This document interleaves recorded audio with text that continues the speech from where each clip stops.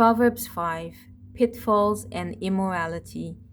My son, be attentive to my wisdom, godly wisdom learned by costly experience.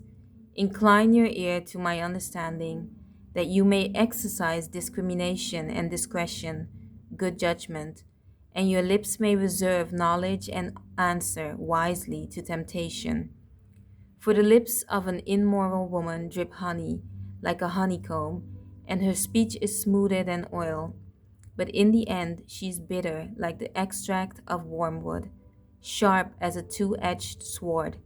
Her feet go down to death, her steps take hold of Sheol, the netherworld, the place of the dead, so that she does not think seriously about the path of life.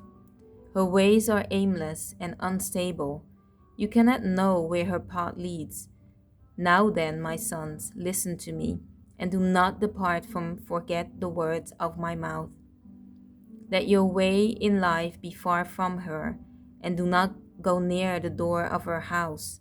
Avoid even being near the places of temptation, or you will give your honor to others, and your years to the cruel one, and strangers will be filled with your strength, and your hard-earned wealth will go to the house of a foreigner who does not know God, and you will groan when your life is ending, when your flesh and your body are consumed, and you say, how I hated instruction and discipline, and my heart despised correction and reproof. I have not listened to the voice of my teachers, nor have I inclined my ear to those who instructed me. I was almost in total ruin in the midst of the assembly and congregation. Drink water from your own cistern of a pure marriage relationship, and fresh running water from your own well.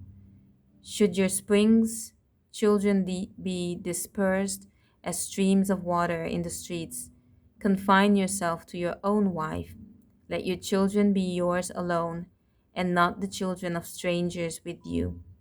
Let your fountain, your wife, be blessed with the rewards of fidelity, and rejoice in the wife of your youth. Let her be as a loving hind and graceful doe. Let her breasts refresh and satisfy you at all times. Always be exhilarated and delight in her love.